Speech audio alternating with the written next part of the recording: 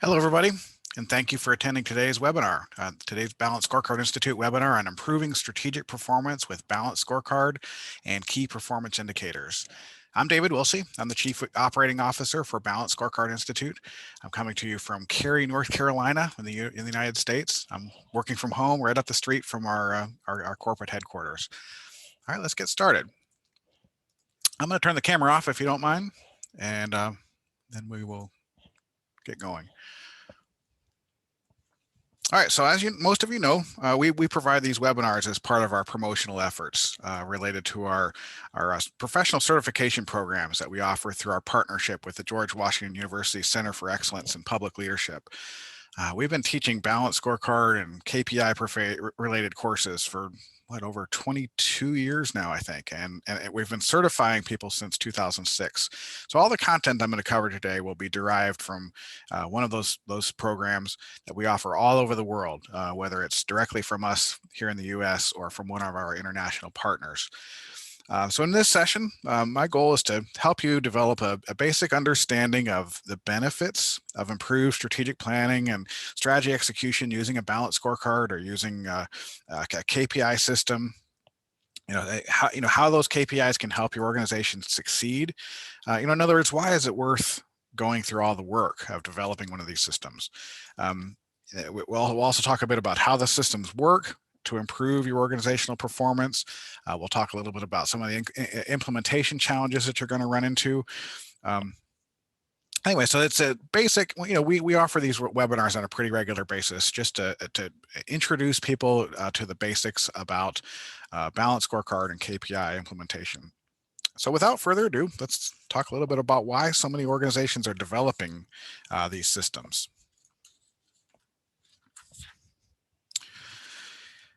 The primary benefit that most organizations are looking for is strategic focus. Whether you're using balanced scorecard or KPIs or even another goal-setting framework, just simply getting your team to articulate what you're trying to accomplish so that everyone can focus on that outcome can be powerful. One of my favorite stories about goal setting is the Jim Carrey story. I'm guessing most of you have heard of the actor Jim Carrey. What you might not realize is that in 1985, many years before he was famous, Jim Carrey wrote a check for $10 million. He wrote it to himself. He dated the check 1995. So then he put the check in his wallet. He carried it around with him in his wallet as motivation. So, all those years of working to get better and prove himself, he used that check to remind himself of what he was aiming for. And then, sure enough, about a month or two before the date on the check arrived, he was paid $10 million for starring in the movie Dumb and Dumber. So now the moral of the story is, not for everyone to log off today and go write yourself a check. The point of this is that one of the first steps to success is to be able to set goals for yourself, set goals for your organization, so that you can plan out the steps needed to achieve that success. Goal setting in and of itself can help you focus and improve performance. So, this is not about individual goal setting, however. Like I said, this is about the organization being able to set goals. You might have seen this picture floating around the web. Someone that was painting lines on the road and didn't bother to move a tree out of the way. And so the caption reads, this is not my job description. I draw lines. I don't remove trees. To me, this perfectly captures the point that some employees will not naturally think beyond their own job description if you don't facilitate a process that helps them with that. We want all employees to think about strategy and how they contribute to our success. So again, it's not about individual goal setting like the Jim Carrey story exactly. It's if you're a leader of an organization, it's helpful that you're good at individual planning, but it's not sufficient. If I want to be a good leader, I have to somehow convince employees to think about the big picture and work as a team to make things happen. Another key point about the benefits, it's in the year 2020. It's been, that the year has almost been a case study for, why we have to be good at managing strategy. We all live in a world where our strategic environment is changing all the time, but especially this year. To make this point, I went online and found a list of some of the recognizable brands that have filed for bankruptcy this year. I started copying and pasting logos. Um, the uh, the list was in alphabetical order. I only copied only a handful over that I thought you might recognize, and I got tired after about the letter C. So these are all A, B's, and C's of some of the recognizable brands that have not, that have, I know bankruptcy is a complicated thing, and it doesn't mean they're disappearing, but the point is that it's truly astounding how many organizations are struggling in our current environment. So if you're in the situation where the current environment is disrupting your normal way of life, I hope you are using a disciplined process for planning and executing your strategy for going forward. Good planning won't save a company that's forced to close its doors, like like the cinema on here. But if you're one of those organizations that's able to adapt, good strategic management principles can be very beneficial to effective execution. All right, so that brings me to my first poll. I've offered these several webinars this year where I've asked this question, and it has been interesting. Maybe discouraging is the better word, to see how things have evolved over the years. So the question is your organization in an environment that is changing rapidly, or is it relatively stable? So let me find the poll. I'm going to launch it, and you'll see your possible answers are: our strategic environment in 2020 has been a disaster. We have shut down or will soon. Then the environment is shaky. Layoffs and or other major changes are certainly coming. Option 3 is our environment is relatively stable. Our changes have been mostly about inconvenience. And then the fourth option is our environment is relatively stable. This is for, we do have some government folks that are, their organization's not changing. Maybe you work for Zoom, and this has actually been a positive environment for the success of your organization. All right, so I see most of you are voting. I'll give you another few seconds.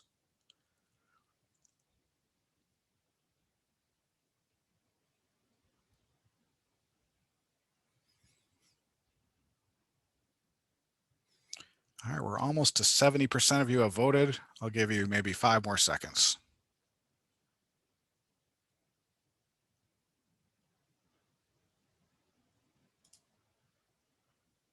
All right, I'm going to share the results. And we are, it actually looks very similar to the last time I offered this question. There are a few of you. It looks like 3% that are, you're here because you've shut down and you're looking for something new to do. And then there's 36% of you that your environment is shaky. Their layoffs might be in the future. That's so, there's something we're going to have to adapt. There's actually a pretty high, 51% of you, almost. I mean, it is actually a majority. Says that your environment is relatively stable. This is mostly about inconvenience. We all have to work from home. What a pain. But there's still food on the table. That's good. And then 10% of you are in a stable environment. Okay, so it's encouraging that those numbers haven't gotten worse since the last time I shared. We did this poll.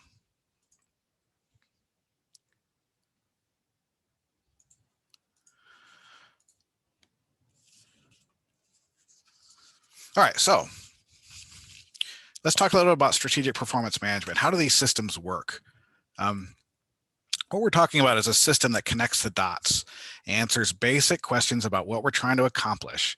It helps leaders and employees answer basic questions like, what is our mission and vision for a successful future? What is our plan for implementing strategy? Are we making any progress on implementing that plan? How do we align shared operational goals with our plan? In other words, are our units and departments, are we all on the same team working together? How is that going? Are we making any progress? And then finally, are our teams and individuals aligned? Do we prioritize the same way? Are we When I sit across the table from my supervisor, are my individual goals aligned with what we're trying to accomplish as an organization? Am I getting anything done? Those are the kinds of questions I'm trying to address. So it's useful to have a system for managing strategy that connects the dots across these layers. Um, it, it um, it helps people understand whether we're accomplishing anything, whether we're contributing to our desired goals, and so forth. So what does one of these frameworks look like? And when we talk about a balanced scorecard, we're talking about something that's a framework and is designed to communicate what you're trying to accomplish, your mission, your vision, your strategy. I want to make sure my employees understand what our strategy is, and so I need a framework to organize those thoughts. It's a framework that's designed to help those employees align day-to-day work with that strategy, with mission and vision and strategy. It enables all of us to prioritize, whether we're talking about programs or projects, or the products and services we offer, or even just day-to-day actions. Can I prioritize those based on strategy rather than just on whatever everybody wants to work on individually? And then finally, yes, this is about a performance measurement system. It's a system for monitoring our progress towards achieving our goals. So we have measures for all the objectives related to our strategy.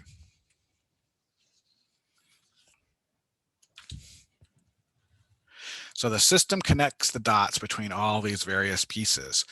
We have high-level strategy. That high-level strategy is designed to provide context for the rest of our strategy. It gives us that high-level abstract view of what we're trying to accomplish. That high-level strategy is broken down into objectives. Those objectives are continuous improvement outcomes that we want to achieve. I lay those out on a strategy map, where a strategy map is a visual graphic that helps me understand how my story works, how these different objectives are related to each other. For each objective, I've got a performance measure, or a KPI, or key performance indicator, that helps me understand how the organization is performing. And then for each measure, I've got a target, the target being the desired level of performance. What are we aiming for? And then finally, I've got initiatives that are the projects that help me move the needle. Okay, so I want to achieve my objectives. I want to hit my targets. I need initiatives, or the projects that I'm going to implement, those actions that are going to help me improve our performance and hit those targets. Now, one of the signature concepts of balanced scorecard is something called perspectives.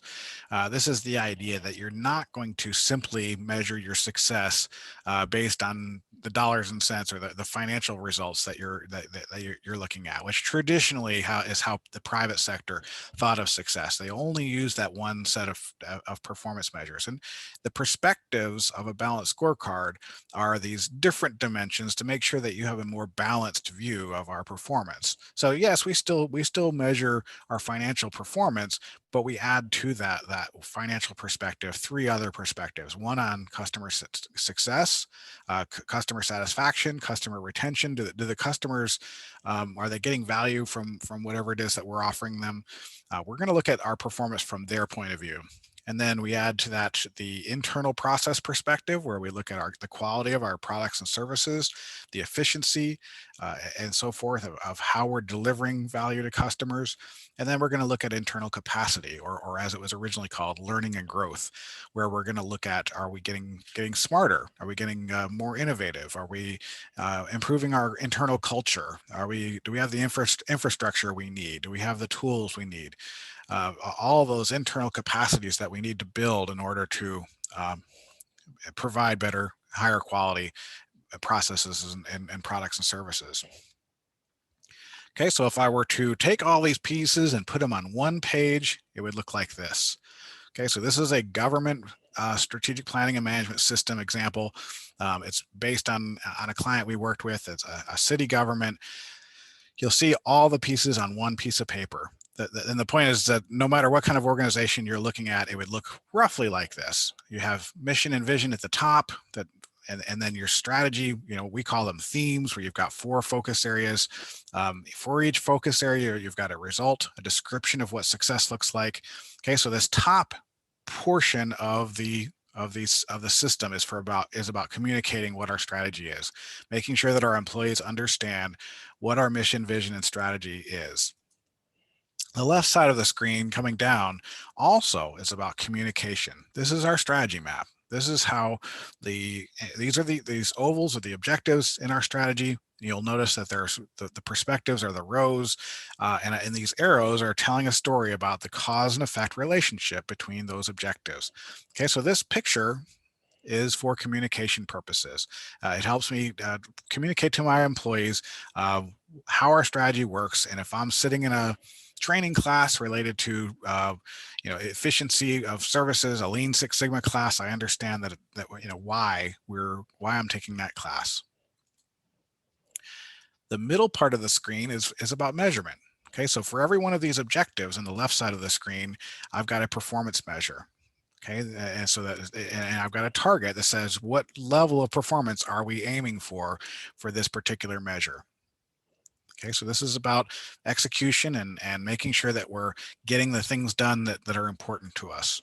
And then the right side of the screen, we have a listing of all of our initiatives. Okay, so these are the initiatives, the projects that we're going to implement to try to achieve the objectives.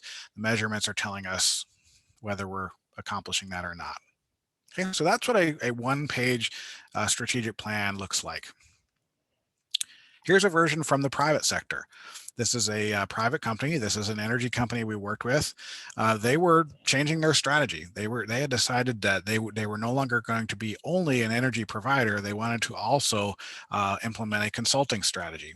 Okay, so they had thought leadership as an objective. This is something for them to improve so that they could drive some of these outcomes that they wanted to be able to drive around improving their consulting products and services, awareness as an industry leader, which led to the revenue. This is all related to their energy leadership strategy, and it even showed up in their in their mission statement. They had some initiatives that they were implementing: thought leadership committee, formalized research expertise strategy, and they had measurements in place to help them understand whether they were achieving this or not, or were they implementing this new energy leadership strategy or not. And they're pretty successful as far as I know. They were one of these companies that when you turned on CNBC, they wanted to see their representatives on TV talking about energy. Being thought leaders related to energy leadership. So this is how you would use one of these systems in order to manage and implement this strategy. Now, another important concept in the balanced scorecard world is that of cascading. Cascading is where you translate the strategy created at the organization level down into departments and then down later to individuals and teams. Okay, so we call those layers tiers. So at the organization level, we're talking about tier one. When we are talking about departments and business units, any kind of unit in which you are translating a strategy from above, we call that tier two. And then when you're sitting across the table from your supervisor and you're talking about your personal objectives, you're talking about your personal measures and targets and whatever actions you're implementing. We're talking about tier three. And the whole point is to create alignment, to make sure that when I am talking about my own personal objectives, I'm not going off in a crazy direction. I'm talking about objectives that are aligned with the objectives that my department is trying to achieve, which in turn are aligned with the objectives that the organization is trying to achieve. So this is what we're talking about when we're talking about creating alignment through the process of cascading. All right, that brings me to my next poll question. Okay, how well does your organization systematically manage, measure, and execute strategy? We always like to ask, we're always curious as to, is this something that's brand new for you all, or is this something that, are you just getting started? So your options are, everything is ad hoc. We do not systematically manage or measure strategy execution. So this is maybe somebody who's new. We have strategy management elements in place, but this is not aligned or complete. We have a strategy management on the organization level, but have not aligned the entire organization. This means, you've done quite a bit of the work, but maybe not all the pieces are connected. And then we have there should be, I'm guessing, some clients on there that like to visit all of our all of our webinars. We have a strategy management system at all levels of the organization. So maybe this is more of a review session for you.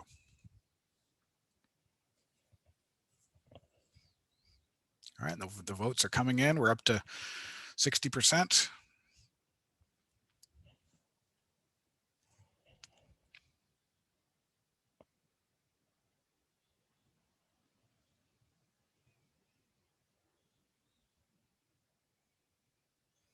All right, and we're almost to 70%. I'll give you maybe 5 more seconds.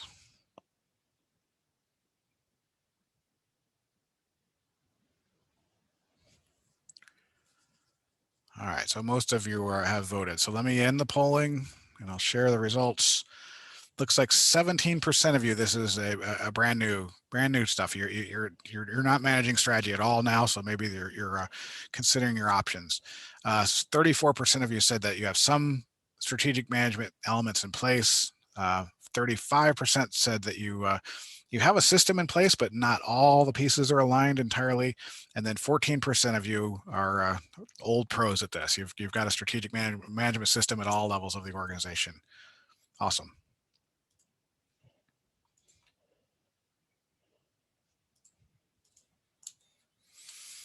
All right, so I should just take a step back before we get too far down the road, make sure we're all on the same page about what we mean by a key performance indicator. I'm always surprised at how much variety there is in terms of understanding about what this actually means. We think of a key performance indicator or just a performance measurement, if you don't use that KPI term, as the critical indicators of progress towards a desirable outcome. And the key is that it's quantifiable. We're talking about something we can trend over time, like this picture. We're not talking about an initiative. The number of times I see a strategic plan that has our goals and then it has our key KPIs, and really they're just a bunch of milestones. We're gonna redesign the website by December. Then we're going to launch a new marketing campaign by February, and then in other words, they're just a list of actions that they're going to implement. That is not what we mean by a KPI. A KPI needs to be something that you're counting and you're trending over time. That's what we're aiming for. And then a couple of other terms, that when we talk about a target, we're talking about the desired level of performance. So if I'm counting the number of hits on our website, and we've got 10,000 hits in February, maybe my goal is to make that 20,000 hits by the end of March. That's my target. That's the desired level of performance on the thing that I'm counting over time. And I can use these colors, these color thresholds to help with interpretation. It's useful for me to be able to say if a measurement is already hitting its target, we're in the green, and I can use the color green as an indicator to people to let them know that we are doing okay and we're hitting our targets. If we're in the yellow, it means sort of medium or cautionary performance. If we're in the red, so to speak, it means that we're not doing so well and we need to refocus our efforts in that particular direction. There's lots of different ways of communicating this. Some people use like icons and things like that, but the most commonly used method is this color coding. So the idea is that I should be able to use a system to manage performance at all levels. And so for each performance measurement, I should be able to trend my performance over time like this.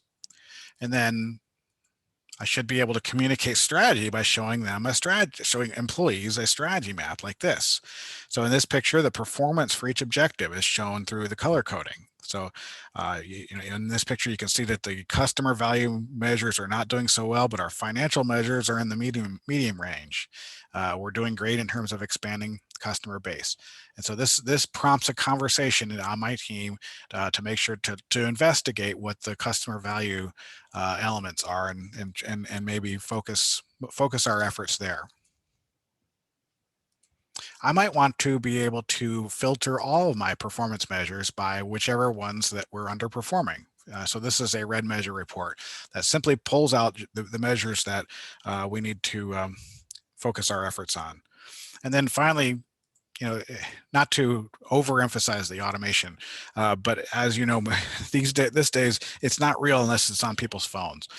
So whether even if you're doing this on Excel, you've got self-created performance measurement automation as a solution. Please make sure that people can get to it. However you're sharing your information in a way that it's on people's phones. So then once you start tracking performance measurement, the point is to manage the leading indicators that you can control and try to influence lagging indicators. Okay, so what do we mean by leading indicators as opposed to lagging indicators? A leading indicator is one that indicates that a precursor for future success. In other words, it's a predictor.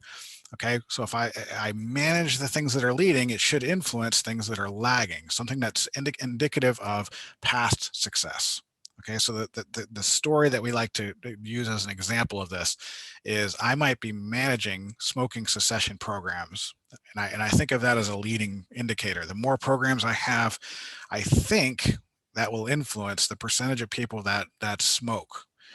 So I'm trying to reduce the population that smokes. I hope that my cessation programs are driving that success. The thing that some people find confusing is that this population of smokes is a lagging indicator relative to the programs, but it's a leading indicator relative to cancer rates. And I know that for some folks that can be confusing, because of that relativity. But the point, one of the values of this whole process is thinking through that cause and effect chain, seeing if you can follow that. Let's say let's have more programs. We'll measure that over time. We'll measure the population that smokes somehow. We'll track that over time and see if it has the desired end outcome that we want to see. So the point is that whatever you're focusing on, if you're an IT department, hopefully you can tell a story about if we take these actions and we're driving improved performance on our leading indicators, it's going to drive success on our lagging indicators. Another important concept is that we're prioritizing, and we're doing it in a systematic manner. And it's based on strategy, not based on argument by vigorous assertion, as we see so many times in the past. And this is where you take your candidate initiatives and you prioritize them using some sort of a filter.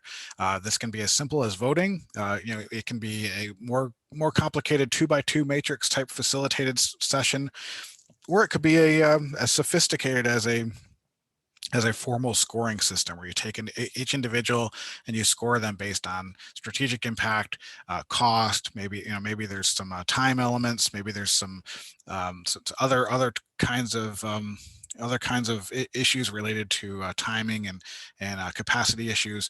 However, your organization needs to design the scoring process, the criteria that you're using, you would design that system so that you can have a formal process for getting to a more filtered and prioritized set of initiatives that you implement. And then finally, it's really important that we all understand how a strategy map works. Okay, so I already talked about how each of these objectives are related to each other by drawing in a cause and effect story. So I'm essentially telling a story that if we improve our knowledge and skills and we improve tools and technologies, it will enable us to increase process efficiency. If we do that, it will enable us to lower cycle time, which that's important to customers because they don't like to wait. So we think that if we lower wait time, it will actually help the customers be happier. We will improve the retention of those customers, which in turn drives revenue improvements. Increasing process efficiency also helps us lower costs, and those two taken together helps us improve profitability. Okay, so this is one of our teaching examples. It's a simple picture. The point is that hopefully your strategy could be told using a picture like this, a cause and effect story. And so for each one of these objectives, you'll have a set of measures and initiatives that you're implementing, and connecting the dots will help create context for your employees to understand how strategy works. And going back to the big picture, what we're trying to do then is use that picture from your strategy map to help create context, understanding of mission, vision, and strategy, so that all people, all your employees, are aligning their actions with that strategy. It's as simple as that. So step one is to create the system. Next step is to implement the system. How do we go about implementing a system like this? Over the course of time, you're going to have a series of meetings. Again, it's not enough for you to simply have a poster on the wall. Your employee or your leadership team understands strategy. You've created a poster. What you have to do is have a regular set of meetings, a meeting cadence, as they say, of strategy meetings, and then even operational meetings that are guided by and organized around our strategy, around what we're trying to accomplish. Okay, so most organizations have some sort of an annual, maybe it's 3 to 5 years in some cases, but a strategic planning cycle. And hopefully you're revisiting it more than just after 3 to 5 years. Hopefully on an annual basis, you get back together as a team and you talk about the strategic decisions you've made. You revisit your environmental analysis, and you revisit your competitive situation, and you talk through the goals that you've set. And if you're even more on top of this, you'll have more of a quarterly review session. The quarterly review session will be much more about, are we hitting our goals? Or are we accomplishing what we said we're going to accomplish? Do we need to adapt based on something new that has happened? Hopefully, most organizations have some sort of an operational meeting cycle. What might be missing are some of the strategy implementation elements. I think most organizations, they have meetings where they talk about operations, they talk about logistics, resource management. You might have these one-on-one huddles, so you might have agile huddles. The question is there any connection to strategy? Do you talk about your objectives? Do you talk about your measures? Do you talk about your initiatives on a regular basis? So that's what we recommend, is that there's a connection between all these meetings that you're holding, and the organizational connection is your strategy, your strategic objectives. So let's look at a typical meeting agenda. So this is a quarterly strategic review meeting. Okay, so we get together once a quarter. We get the entire leadership team together, or maybe this is a strategy meeting at a unit level, and we first review the strategy, then we go through each objective. And each objective has a set of performance measures, maybe 1, maybe 2, maybe 3. We have targets that we're trying to hit, and we have a discussion. All right, why are we getting the results that we are getting? What are we going to do next? Where do we stand in terms of key initiatives? Have we completed anything? Is there anything that we need to redesign? And then, are there any emerging strategic issues? Obviously, this year is like I said earlier, it's an odd year for strategic issues, emerging issues, disruptions. There are just so many disruptions that are occurring this year that probably for most of you, this is the conversation that you're having on the most regular basis. And so, do we need to, because of the virus situation, do we need to change our objectives?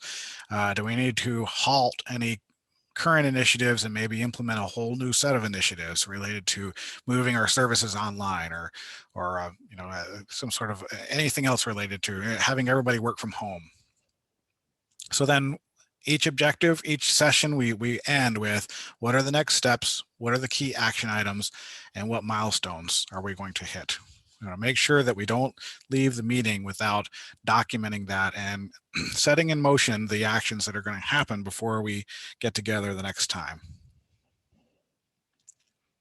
Okay, so if that's the the basic mechanics of day-to-day management with a strategy management system. What are some of the success factors that we need to track for long-term success in this? One, this is one of our standard slides. We always see these same issues. Whenever we get done, we always have questions, and people always will ask, what are the keys to success? These issues here are the issues that you have to tackle if you want to be successful at this. And one is engaged leadership. It is of all the clients that I've worked with that have had challenges with this, this is the one that can be the most frustrating for employees.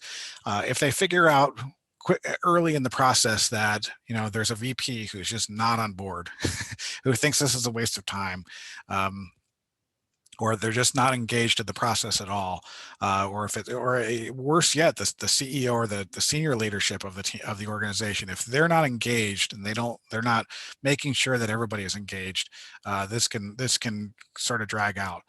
So to making sure that you have an executive sponsor, making sure that the senior leadership shows up for the meetings, that is super critical to making this a success. And then I always tell people the challenge here is not going to be that people couldn't create the scorecard. They just couldn't figure out how to create an objective. The challenge is when you have employees who don't want to make it, they don't want to engage in this.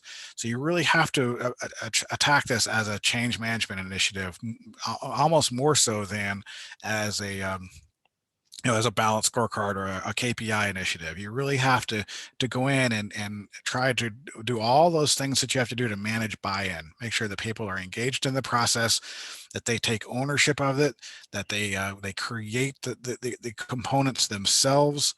That's super critical to making sure that that the change management is successful. Make sure they understand the business case, make sure they understand why we're doing this. There's all kinds of elements related to change management that you have to think through to be successful here. You have to help manage the fact that you're changing from maybe more of a gut-based decision-making to a fact-based decision-making process. Okay, and that's going to be really hard for some people. Some people on your leadership team like to make decisions on the fly, and they don't want to be bothered with facts and evidence and things like that. And so make sure that you have a process for that last slide I showed about the meetings, and make sure you're organizing the things around your objectives, around your measures. That will help guide them into more of a fact-based decision-making process. Sometimes success is reliant on being able to implement initiatives successfully, and strong project management skills and abilities can be critical for that. So if you don't have anybody on your team that knows how to manage a project, that would be a good add-on to this, to make sure that you get people on the team who can manage a project. Another thing that can disrupt this process is when leadership thinks of this as a short-term project. Let's just check the box. I've been told we've got to have a balanced scorecard, or we need some KPIs, and so let's just design the KPIs, and we'll send them to the corporate office, and we'll check the box, and we'll move on, because it's all just about that. getting that poster on the wall. It won't be useful if you don't think of this as a long-term commitment, something you're going to be using day in and day out over the long haul. And then finally, if you can find ways to motivate behaviors, whether it's through compensation, or it's just recognition, or just making sure that you promote the right people, things like that. This is part of the change management effort, is to make sure that you're emphasizing the desired behaviors that you're aiming for. Anyway, so those are the key success factors that we see over time that are critical to making this a success. All right, so that's basically my presentation. So if you'd like to learn more about balanced scorecard or KPI development, I'd recommend that you look into one of our certification programs. We have several events planned over the next few months, including live online programs based in the U.S. and programs based in the Middle East and in Africa from our partners. Informa Middle East is now offering programs in Arabic as well as English, and all the programs are available as private on-site or online programs. So just visit our website. If you're interested, go to balancescorecard.org for more information.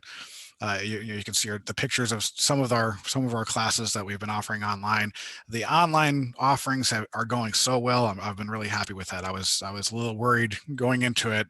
Obviously we wish that the circumstances were different, that we weren't required to move online, but the fact that we've been able to recreate all of our exercises.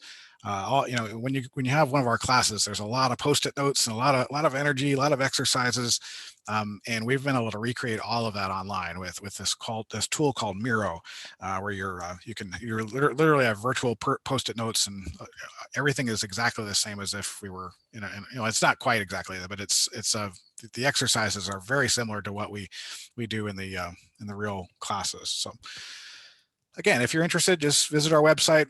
Let us know if you have any questions. Otherwise, I will now open the board up for questions. If you could find our Q&A. I know there's a Q&A panel and a chat feature.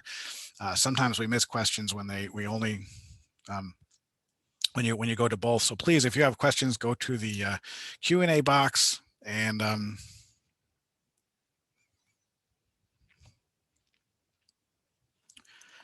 all right, so before we got started, we got some questions that came in advance. One of them was that, are there any pointers in monitoring the progress / status of Balanced Scorecard? So in terms of monitoring the progress of the system itself, as opposed to whether we're implementing strategy, that's a great question. Our step 9 of our process, in our classes, we teach a 9-step methodology, and step 9 is evaluation. And that during evaluation, we question a couple of things. One is, are we hitting our goals? Are we achieving what we're aiming for? But the other is, how is the system working? Do we have the right objectives? Do we have the right measures? Do we have the right initiatives and so forth? Is the system working itself? And so it's sort of a double loop kind of learning kind of an effort to make sure that we're not only focusing on the strategy, but did we design the system right? We also have a tool called the Strategy Management Maturity Model. It's a fantastic tool for evaluating how well we're doing this. We often use this assessment early in the process and establish a sort of a baseline for our performance on strategy management. And then after we've implemented the system, sometimes we come back and we do that assessment again. This is a tool you'll find on our website. If on our website, there's a little tab on the right side that talks about, for a free assessment. It's a handy tool for gauging how well you are doing at implementing a system like this. And then the other thing I would add is that some of our clients actually have measures around implementing the scorecard. We want to know that people are embracing this. Some will track the number of units that are meeting regularly related to in terms of the strategy. It's a little bit activity based, but it can be useful to make sure that your people aren't just that people are taking this seriously.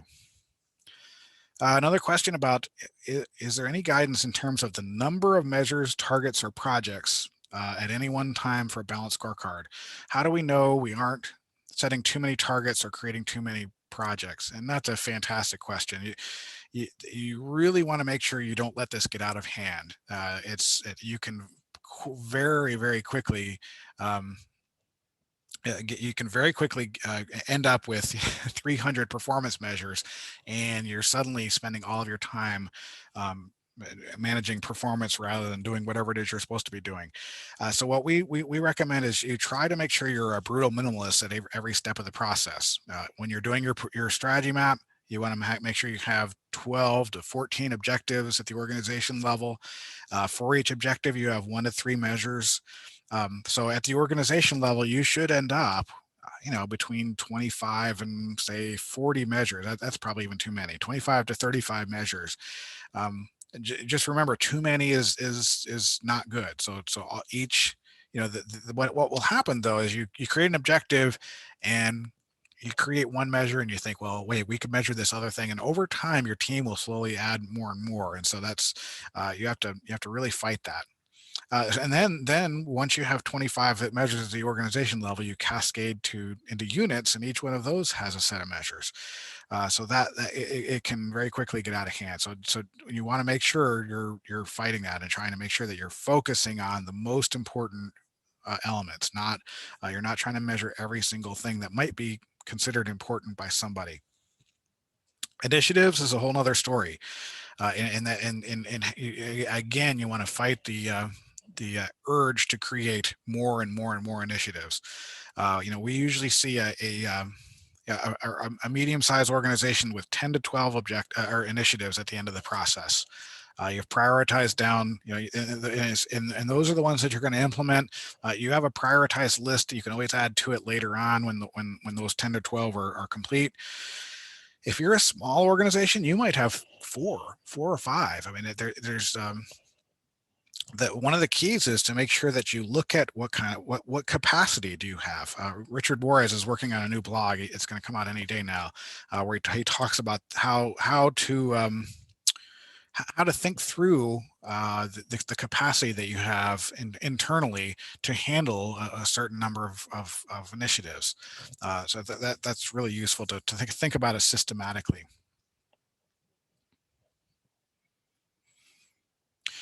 I got a question from how would you further explanation about how you can switch places between financial and client perspectives? Yes, I didn't really address that. Different types of organizations will put the perspectives in a different order, right? If you're a for-profit company and your entire goal is to make money, then the top perspective of your strategy map is going to be the financial perspective. This is the traditional order. Kaplan and Norton, the traditional balanced scorecard was designed for the private sector. So that was the natural way of telling the story. If we have more customers, that would drive more financial results. But if you work in the public sector, if you work for a government organization or you work for a nonprofit, you're not trying to make money as the end of your story. And so we tend to put the customer and stakeholder perspective at the top, and we track all those mission related results up in that perspective. And the financial perspective becomes more about about stewardship or something along those lines. And so we tend to track that in the second row.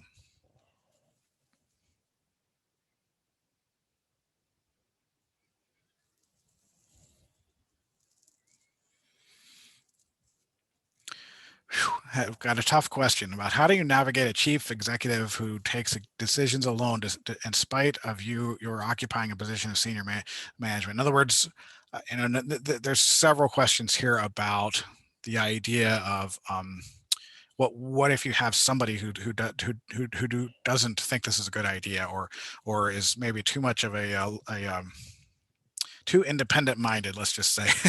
You have a senior executive who's making decisions on their own. So how do you do that? You have to be able to make a business case to that person, and make sure they realize that their success is based on whether or not this is successful or not. If you are successful as an organization implementing your strategy, then this is going to be good for them. You have to figure out what's in it for them. And so if they can attach their success to the success of the scorecard, that can be one way to help with that. If it's so if it's the chief executive, that you have to go that route. If it's a different level than you, then sometimes we've actually had a couple of cases where we've had someone removed that they're in a maybe a mid level leadership role. They were not cooperating with the process. They were pushing back with it on the whole system.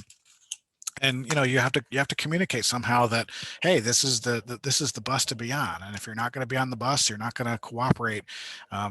This then maybe this isn't the right place for you. You have to communicate expectations. It is expected that you are going to use performance information in your day-to-day management.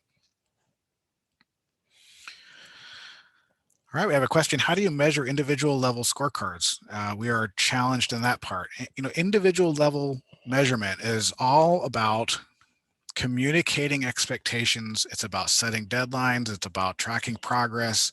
It's about defining roles and responsibilities for people. Um, it's about managing processes. It's about overcoming obstacles.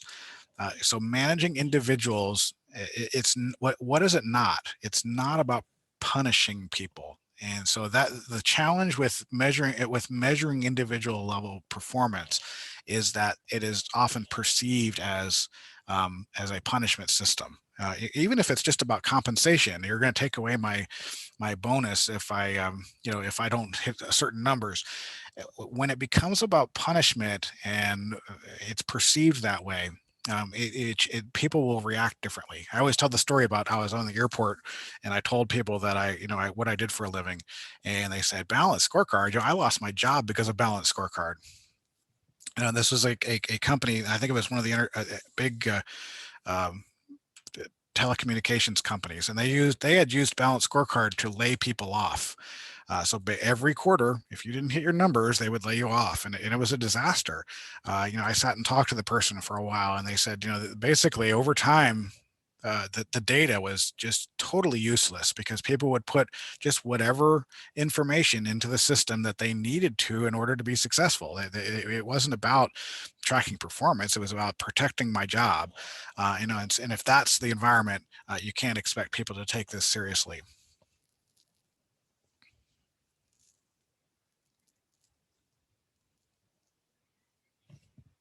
A lot of questions about different types of organizations, different sizes, and that sort of thing. Public organization, private organization. We've worked with just about every imaginable type of organizations. We've worked with organizations as small as 7 employees. We worked with an office in Washington D.C. that had 7 employees. Uh, we've worked. There was one summer I worked with Blue Man Group, which was an entertainment company, um, and an energy company, and the U.S. Army, and what was the other one? Anyway, the point is they were wildly different types of organizations, and yet they had all the same challenges. Can we articulate what we're trying to accomplish? Can we measure our progress? Can we implement a prioritized set of initiatives? When you take out the details, that's really what it's all about. So if you're in a public organization, you still have to define what you're trying to accomplish and measure your goals. It's as simple as that. You still have to write that check, that Jim Carrey check. What does success look like in 3 to 5 years? What are we aiming for? How will we know it? How will we know success? Will we know it when we see it?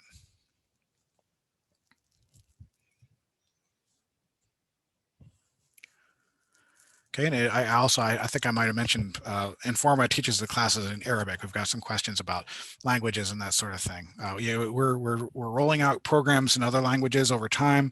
Hopefully, we'll have a French version very soon. We have some Spanish work that we're working on, but right now we have a lot of classes in English. Our book, the Institute Way, I didn't mention that, but that book is primarily in English. But we also have an Arabic version. We have a version in Vietnamese, of all things.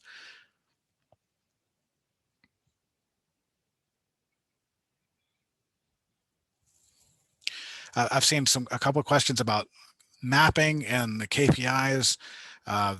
You can we have a couple clients who map out their KPIs. You traditionally you map out your objectives, and then the KPIs are sort of in the other row to the right. But sometimes it is useful to see if it is useful sometimes to see how your performance measures are related.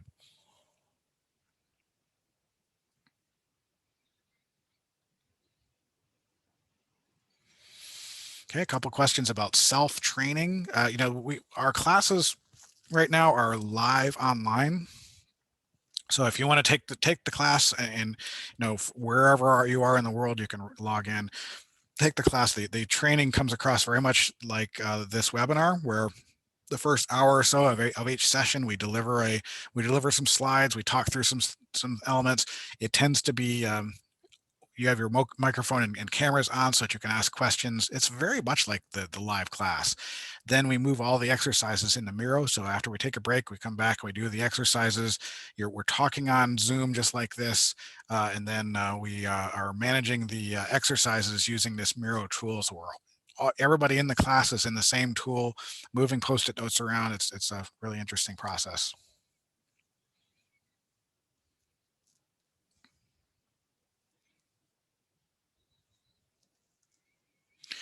All right, maybe one more question. We're just about out of time. We've got a question about is it the objective or KPI cascaded to the lower tiers? And that's a great question.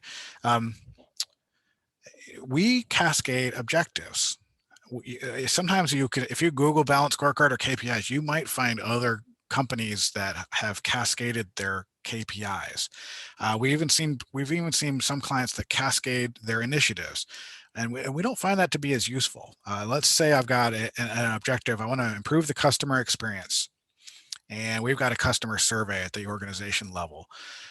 If I cascade improve the customer experience into various departments, everybody can redefine that customer experience in a meaningful manner for their units or their departments. Whereas if I try to take that survey and cascade that down into the departments, it's very limiting. It's literally limiting to whatever that survey is about. And it puts the emphasis on the KPI and on the survey tool as opposed to the strategic outcome we're trying to achieve of improving the customer experience. And so we have found it to be much more effective and much more strategic to cascade the strategic intent throughout the organization as opposed to focusing specifically on a particular measurement or a set of initiatives. All right, so we're just about out of time. If I didn't get to your question, please feel free to go to our website and or respond to the emails that we were sending you related to the replay. Send the questions in. See if we can maybe set up a call. I'd be happy to talk to anybody about any of the challenges you're facing. Again, the replay email will go out. Usually, it's in a day or two after we get the recording posted. And so you'll all have access to that. Feel free to share the recording with others if you need. Otherwise, thank you for attending and good luck.